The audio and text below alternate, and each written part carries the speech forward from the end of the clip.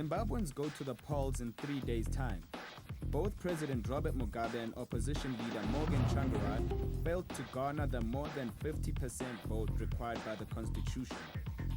But Tsvangirai has since pulled out, citing violence and intimidation against his supporters. It all started here at Harare grounds. The opposition movement for democratic change had been scheduled to hold a rally over the weekend. Banned by the police and given the green light by the courts, the rally was disrupted by pro-ZANU-PF youths. Brandishing knobkerries, shamboks, and iron bars, they descended on anyone in sight. It was the last straw for the opposition. We in the MDC have resolved that we will no longer participate in this violent, illegitimate sham of an election process. The courageous people of Zimbabwe, of this country, and the people of the MDC have done everything humanly and democratically possible to deliver a new Zimbabwe under a new government. The question that remains is, how did Zimbabwe get here?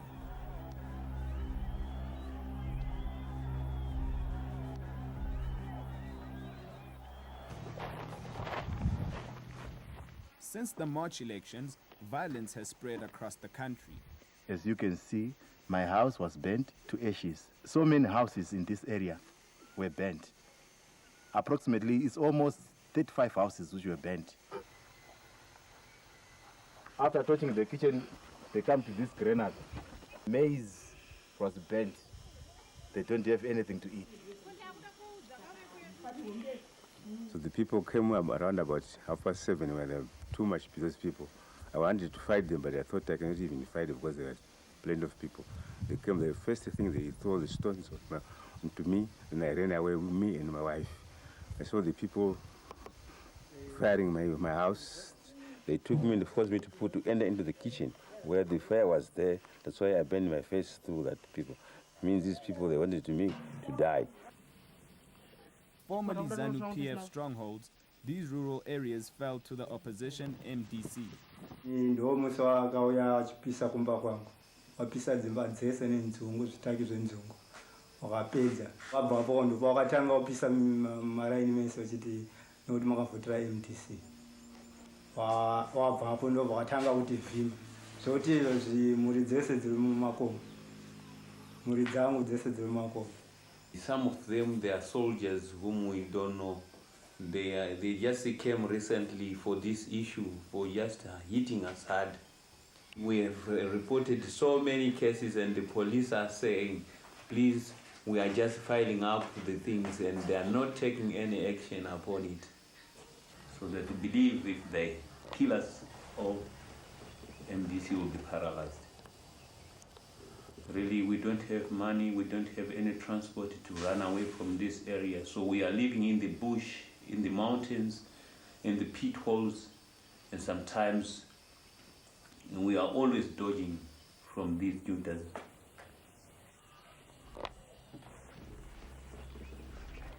Victims describe rural areas as war zones.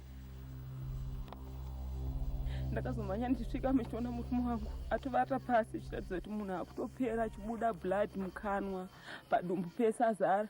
Chandikagona kuita kubvisa blouse rangu randikapfeka ndichivhara murume wangu padumbu kuti pamwe ndakavhara ropa murume wangu angaite zvakanaka. Kufa kuchauya baba garaineni garaineni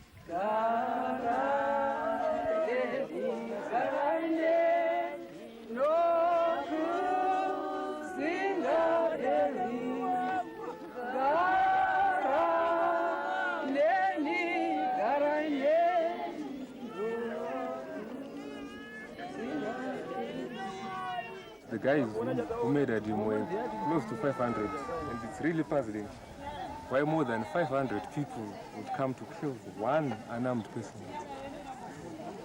I really don't know where the country is going to. As the violence spreads, hospitals can barely cope.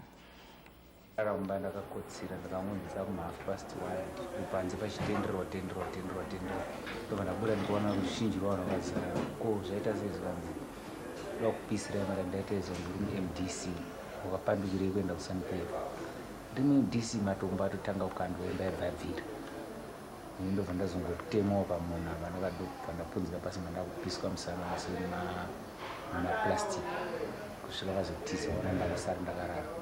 Well, there have been a lot of people coming in with traumatic injuries due to beatings, due to injuries where they've been hit by blunt objects. It seems the injuries are getting, more and more serious. This is rather systematic and well-organized violence, and the numbers have just been pouring in. This is worse than ever before. The opposition leadership is blaming ZANU-PF and the state security forces. Mugabe and his wife have been shedding crocodile tears by visiting MDC victims of political violence, when his militiamen are in fact the authors and the perpetrators of the massacres. I'll be very naive to say that there is no violence taking place, because that would be very silly and that would not be addressing the issue. What I've said to you was that there is this party that has been in power for the last 28 years. It lost majority in parliament. And naturally, from the opposition perspective, where they had won, people will go and celebrate and say, yes, we are in charge now. We're going to deal with you. At a BAO, at a Shabin, and they start fighting. They go and call their friends, and there's fights everywhere. It's not state-sponsored.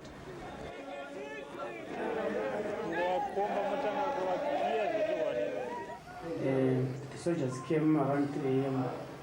at my house. They forced entry.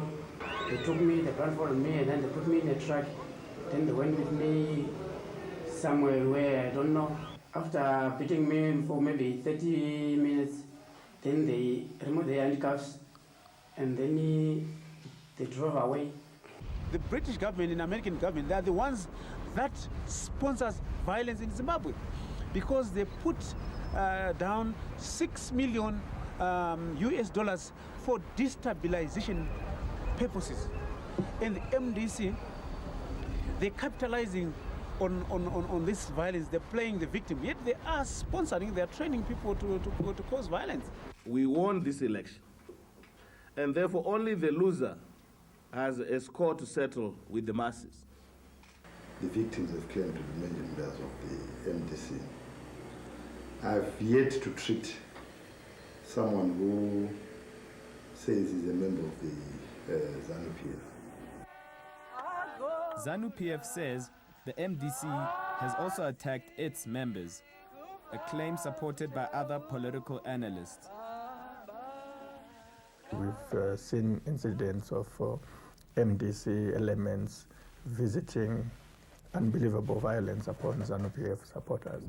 Moyo adds that ZANU-PF infighting has also contributed to the current climate. It has been concentrated by and large in select provinces where you have a ZANU-PF majority.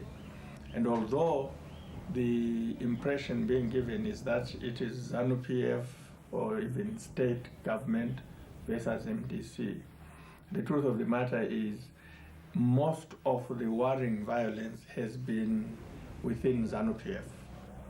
He says the infighting is mainly caused by voter apathy that saw ZANU-PF lose its rural strongholds.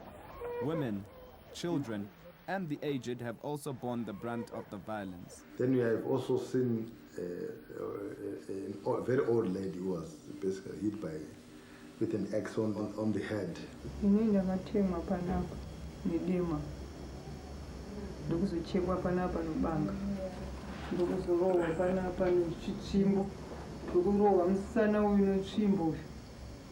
President Robert Mugabe must be seen as having some kind of responsibility in what we see in Zimbabwe right now. One of the key things that we see in Zimbabwe is that violence has become an acceptable means of resolving political issues.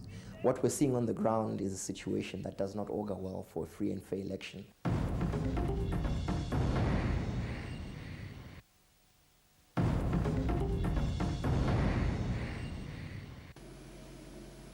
It's a very terrible scene. It's a catastrophe. The whole community has been traumatized. We are actually going to evacuate some of the injured today. After we take the bodies down, we are going to bring in some of the elderly and the injured for treatment. They are still there. So it's a very traumatized community. They are crying. On the 29th March election, at that polling station called Chaona, there was 80 votes for the MDC and 15 votes for ZANU-PF. So that is the offense they committed. This is the price they are paying. So not only were the victims killed, their parents were also beaten, their wives were also beaten, their children were also beaten. So it was a very, very frightening operation. The other guys succumbed to their injuries when they were ferried to hospital.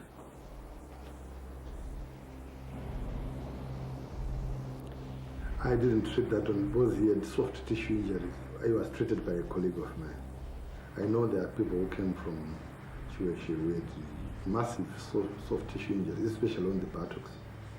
And they needed multiple surgery, and some of them died. As the violence continues unabated, refugees from rural constituencies are flooding urban centers. NGOs estimate that more than 30,000 have so far been displaced. Their stories are all too familiar. Chairman wacho nema executive yese MDC akanga achiraliswa pasi zvavaita muhondo zviya vachita mukwata vachirova vashamudza vaida vanhu vasingafambi vachigara vari kumba zvatinoti tikamhana kumapurisa hapana chinotibetsera kungofa iro tohondo iri kuno kukubetsera kokuripota hakuna kubva ndavaudza vamangumana kubva vamhaya neni ana mugomo weshuro kubva vamhaya neni kumapurisa mapurisa iyaya airamba kutora maripoti asi ndina vanhu vakawanda vakakuvara anoti. NGOs also estimate that more than 80 people have been killed in politically motivated violence since the March elections. The presence of international observers seem to have no effect. The Pan-African Parliament Observer Mission is alarmed. We cannot rely on rumors. We need to verify and get facts, and they've been doing so. They have actually gotten the facts, and they would go to the police to verify. In some other cases, the police have said, yes, this is true. Yes, a person was killed here. We have heard so many horrendous stories and how the people died. It is not pleasant at all. Work done at both provincial and local spheres. SADC-appointed mediator, President Thabo Mbeki, is also worried. We're at one with SADC and most of the international community that the incidents of violence and reported disruption of electoral activities of some of the parties are a cause for serious concern and should be addressed with all urgency. President Mugabe is blaming the opposition. Sooner or rather than later, we are going to accuse the party and the party leadership of being vicariously liable and responsible for those crimes of violence, because there is now a pattern readable across the country, and that has to stop. The Zimbabwe Republic Police is also pointing the finger at MDC. The MDC is born out of violence. This violence is aimed at intimidating people from voting, and we know it is in preparation of influencing the outcome of the election. However, on the ground, the situation looks different. Opposition leader Morgan Tsvangirai has been arrested more than 6 times in the past 2 weeks alone. Police have impounded his campaign vehicles, making it impossible for him to reach his supporters. It's nothing but harassment. How do you call an election and the leading contender is denied an opportunity to campaign? Others, like MDC Secretary General Tendai Biti, remain behind bars, accused of treason, a charge that carries the death penalty. Beating, killing, and torturing of people, destroying property and so forth. It's a complete negation and a betrayal of what actually the armed struggle, the liberation struggle was all about. Despite this, and before his dramatic pullout over the weekend, Morgan Tsvangirai had remained confident. As far as I am concerned, I can stay home from now on until the elections. Mugabe will lose. However, political analysts are doubtful. Tsvangirai has not done anything to widen his mere success or reduce the impact of the strategies that Mugabe and ZANU-PF employ. His absence for 6 weeks was very costly. What we can anticipate is that this intimidation would have created a negative sentiment amongst the people of Zimbabwe who might be forced or feel that they cannot really go to the election and express their will. The election is going to be ward-based. This means that these people who have fled the violence need to go and face their perpetrators for them to cast their ballot. It's not just what is the impact of the violence, but also what is the impact of the strategies that both parties have taken since the 29th of March. The role of Zimbabwe's security forces in the country's political future remains questionable.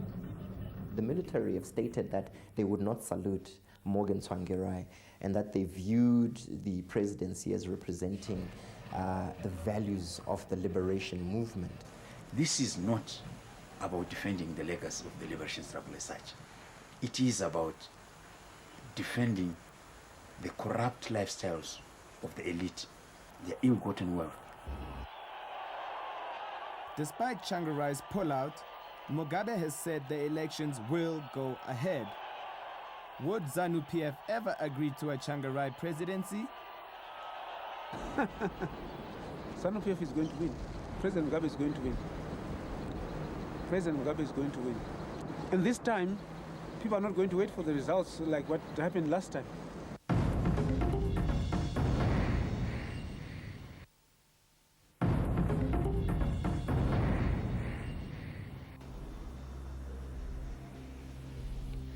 Tasvika kumapuranga kwekuwe saka taibviswa hembe tosungwa maoko nemakumbo totanga kurohwa magaro saka ndandine mwana aiti akauya kwandiri udaiso anoyamwa ndaimusundira uko kusvikira mwana uya azopedza arega kuuya kwandiri ndizvo zvakaitika.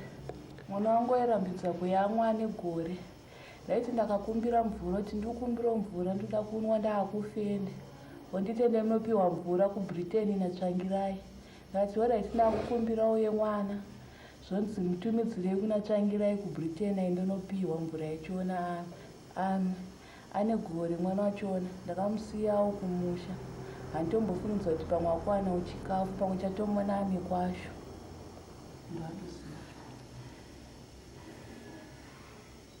takasungwa maoko nemakumbo takarohwa magaro nepasi petsoka. Ndine mwana ane 6 weeks akanzi isai pasi tikurovei. Morgan Tsvangirai's withdrawal over the weekend has left President Mugabe unchallenged in Friday's poll. According to the constitution, the remaining candidate is automatically declared the winner if another pulls out.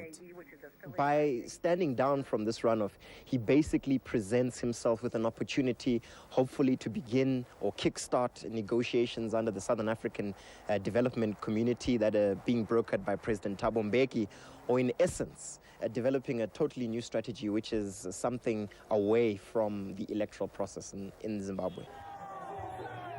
Tsvangirai is, however, yet to inform the Zimbabwe Electoral Commission of his decision. Until then, he's still in the running. With the two parties now in a deadlock, a solution has to be found soon. SADC mediator, President Thabo Mbeki, is pointing back at Zimbabwe's political leadership.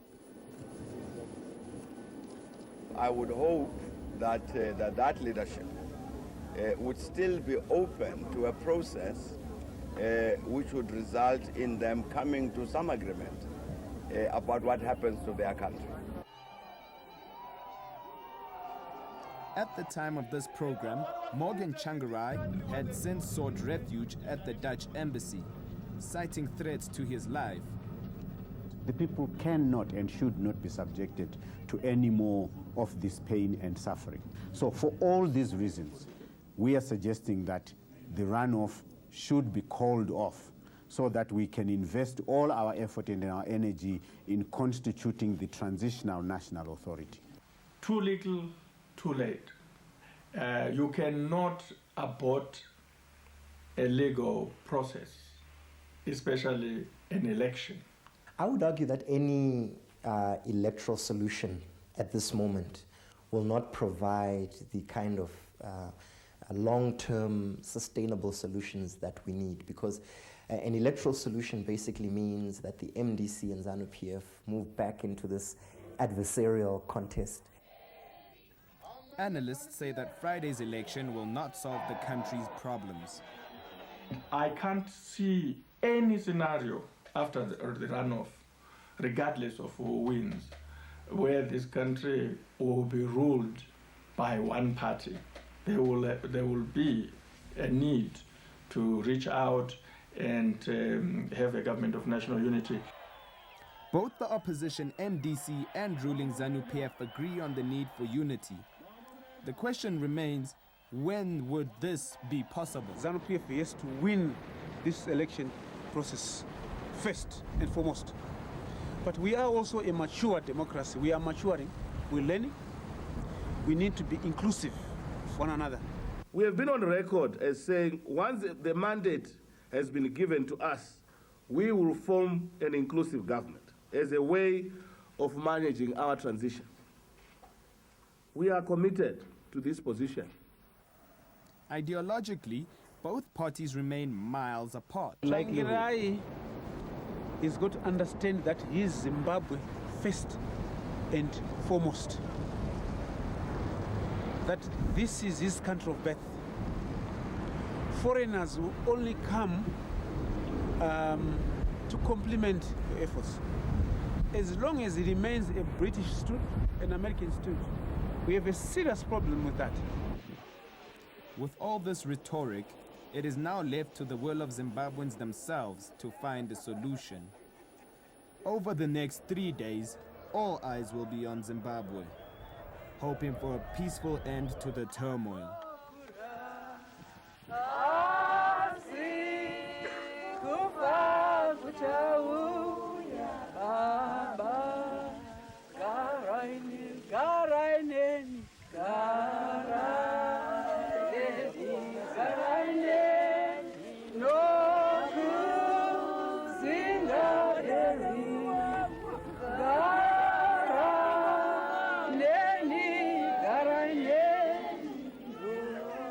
Zimbabwe's elections will be free and fair.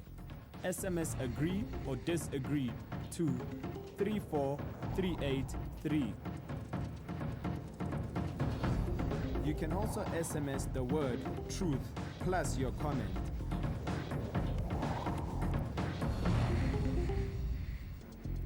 Have you ever been a victim of fake medical implants? Write to us at truth.